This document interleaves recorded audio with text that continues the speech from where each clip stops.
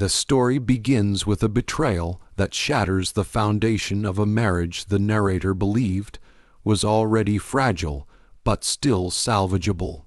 Small signs had been ignored for months: late nights, guarded phone calls, sudden emotional distance. But denial was easier than facing the truth. That illusion collapses in a single moment when the narrator walks into a scene that leaves no room for excuses. The realization hits not just as anger, but as humiliation, grief, and disbelief tangled together. This is not just about infidelity. It is about trust being violated in the most intimate way possible by the one person who was supposed to offer safety and loyalty. Confrontation becomes unavoidable. Words spill out, fueled by heartbreak rather than strategy, and the air in the room turns heavy with tension. The wife's reaction is not remorseful. Instead of guilt, there is panic, raw, desperate panic. Her eyes dart, her breathing quickens, and her demeanor shifts from defensive to erratic. The narrator expects denial, maybe tears, maybe excuses. What he does not expect is the sudden reach toward the drawer, the unmistakable sound of metal, and the sight of a gun emerging where apologies should have been. In that instant, betrayal evolves into something far more dangerous. The emotional shock is overwhelming.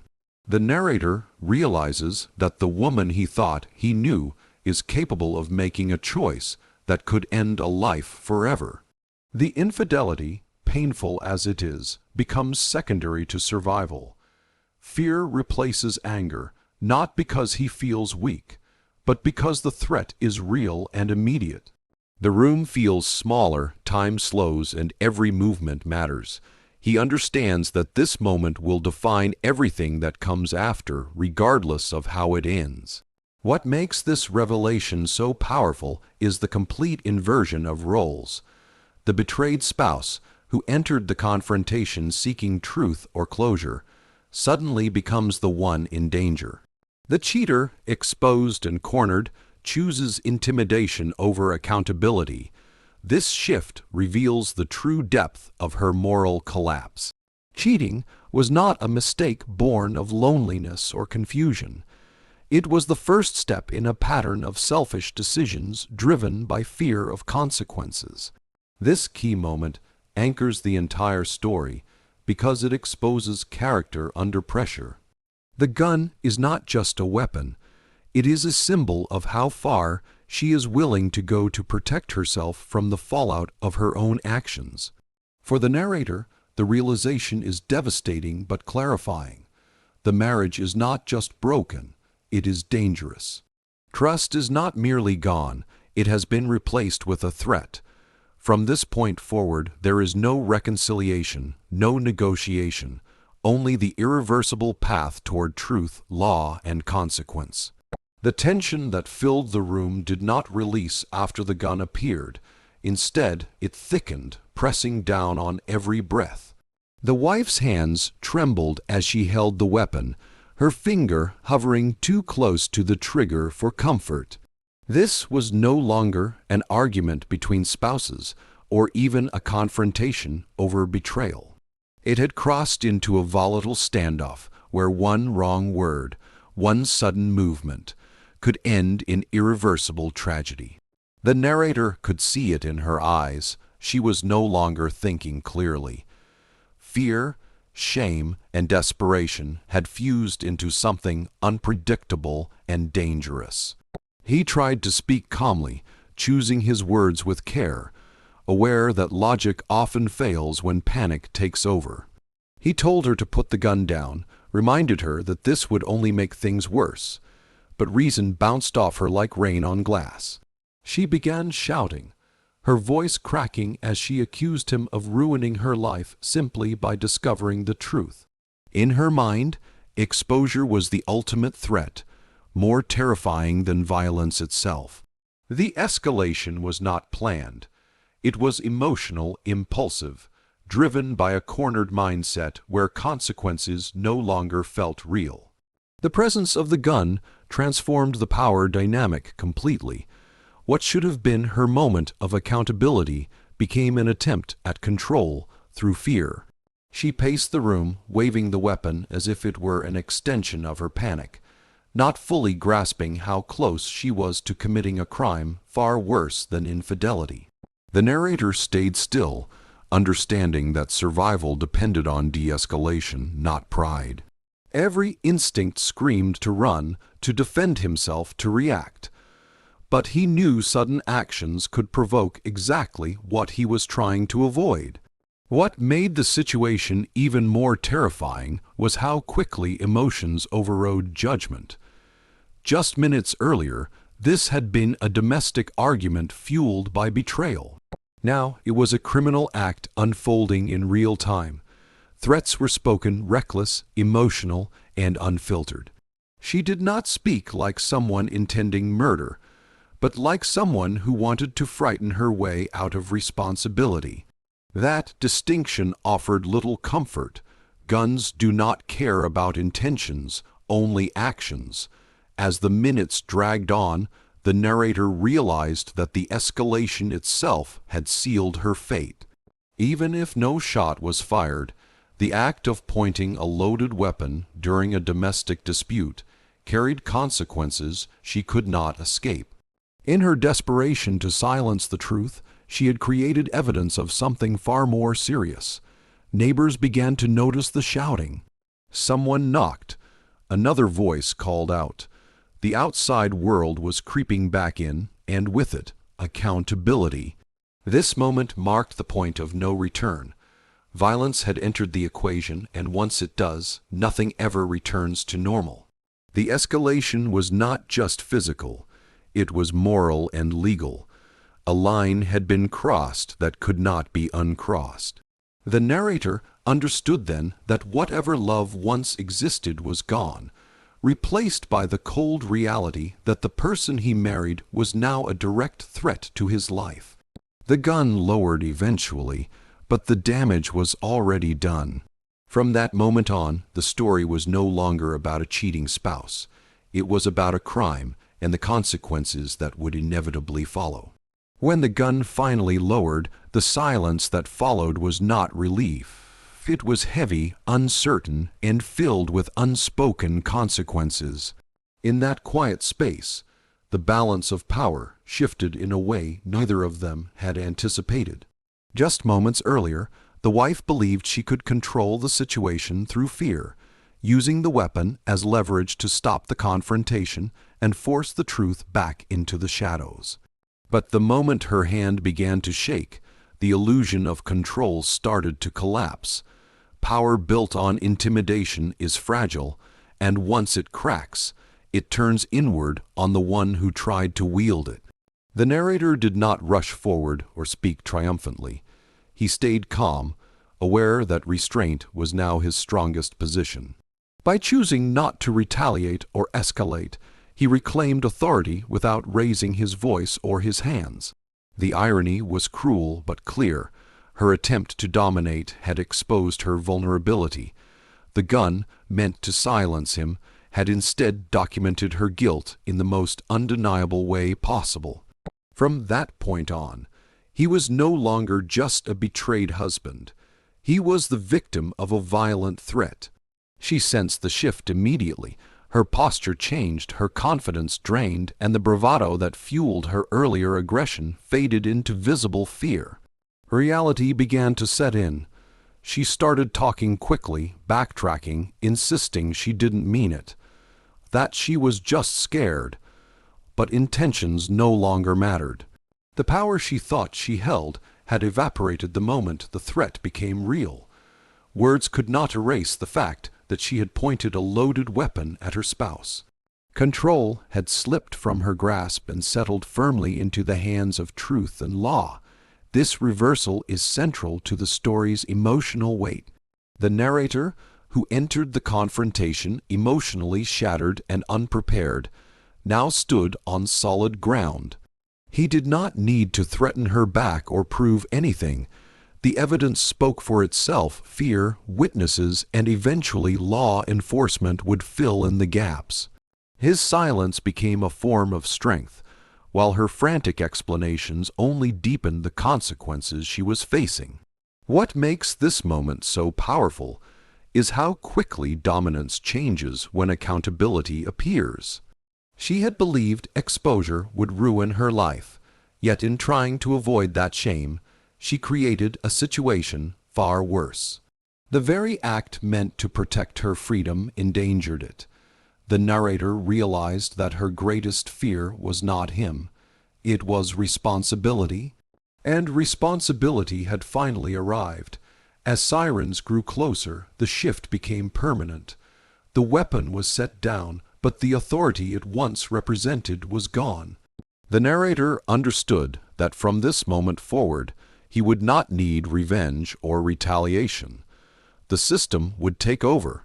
The power dynamic had fully reversed. The man who was threatened now had protection, while the woman who tried to intimidate now faced judgment. In a single reckless decision, she had surrendered control of her future, and there was no way to take it back.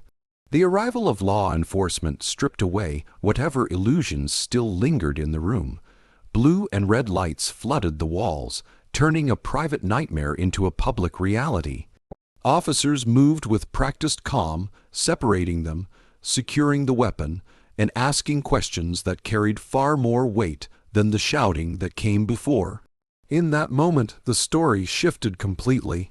This was no longer a marriage unraveling behind closed doors. It was an official record, a report, a chain of events that would be examined, documented, and judged. The narrator answered questions steadily, recounting what happened without exaggeration or emotion. He didn't need to dramatize anything. The facts were enough. A firearm had been drawn. A threat had been made. Fear for his life was real and immediate. The officers could see it in his posture, hear it in his voice, and sense it in the still-charged air of the room.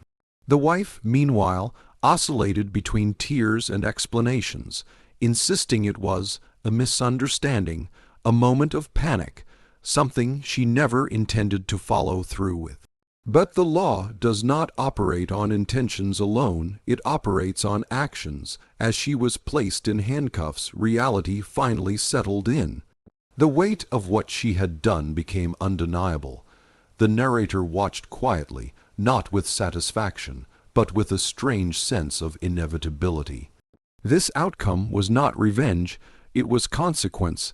He understood then that justice is often unemotional. It does not care about relationship history, shared memories, or excuses born of fear. A gun pointed in anger during a domestic dispute crosses a legal line that cannot be explained away. The days that followed were consumed by statements, court dates, and legal terminology that felt surreal compared to how everything began. Charges were filed. Restraining orders were issued. Prosecutors spoke in clear, measured tones about mandatory minimums, prior intent, and the seriousness of armed threats in domestic cases. 10 years was no longer an abstract number. It was a real possibility, grounded in statutes designed to prevent exactly this kind of escalation. What stood out most to the narrator was how quickly the narrative flipped. The woman who once believed exposure would destroy her life now faced consequences far beyond embarrassment. Friends distanced themselves. Family members struggled to defend the indefensible. The legal system treated her not as a spouse or partner, but as a defendant. Every attempt she made to soften the story only reinforced how deeply she had misunderstood the gravity of her actions. For the narrator, the legal process brought an unexpected sense of clarity. It validated what he had felt in that moment, the fear, the danger, the betrayal compounded by violence. Justice did not erase the emotional damage, but it acknowledged it.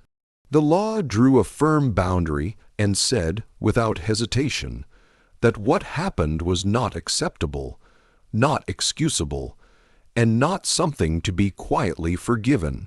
This phase of the story underscores a harsh truth. Emotions may ignite actions, but the legal system responds with structure and consequence. One impulsive decision made in panic and pride had set an unstoppable process in motion. Courtrooms replaced living rooms. Lawyers replaced arguments. And the future, once shared, now split permanently, one moving forward under protection, the other shadowed by the weight of a sentence that could define the rest of her life. In the quiet aftermath, when court dates replaced conversations and memories felt distant and unreal, the true lesson of the ordeal began to settle in. What lingered was not anger, but a sober understanding of how quickly lives can unravel when choices are made under pressure. The narrator replayed the sequence repeatedly not to relive the fear, but to understand how a moment fueled by panic had cascaded into irreversible consequences. Infidelity had been a choice. Pulling a gun had been another. Each decision stacked upon the last until there was no safe way back. What stood out most was how thin the line truly is between conflict and catastrophe. Arguments happen in countless homes every day. Betrayal, while devastating, is not uncommon. But when emotions are allowed to override judgment, when pride and fear silence reason, a single impulsive act can permanently redefine a person's future. The wife had not woken up intending to destroy her life, yet intention mattered far less than action. In trying to escape shame, she stepped into something far worse, proving that denial and desperation are dangerous companions. For the narrator, the experience became a painful education in restraint and awareness.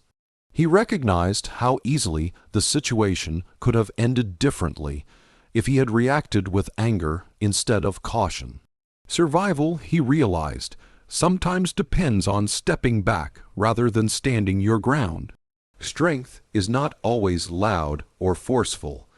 Sometimes it is measured in silence, patience, and the ability to let systems designed for justice do their work.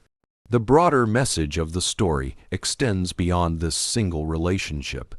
It speaks to the cost of unchecked emotion and the myth that extreme actions can erase mistakes. They cannot, they only magnify them. One reckless moment can overshadow years of shared history, love, and effort. Once violence enters a situation, control disappears. Outcomes become unpredictable, and consequences become unavoidable. There is also a warning here about accountability. Avoiding the truth may feel safer in the moment, but it compounds the damage over time. The wife's greatest fear had been exposure, yet honesty would have spared her the criminal record, the public scrutiny, and the potential loss of a decade of her life. Choices made in fear rarely protect us. They simply delay the reckoning while making it harsher. As life slowly moved forward, the narrator focused on rebuilding not just externally, but internally. Trust had been shattered, but clarity had been gained. He learned to recognize red flags he once ignored and to value calm decision-making over emotional reactions. Healing did not come quickly, but it came with understanding that walking away alive, legally protected, and free to rebuild was not weakness, it was wisdom. Ultimately, the story stands as a cautionary tale about the power of choice. Every decision carries weight, especially when emotions run high. One moment of restraint can save a life. One moment of panic can ruin several. The difference between tragedy and survival often rests not in what happens to us, but in how we choose to respond when everything feels like it is falling apart.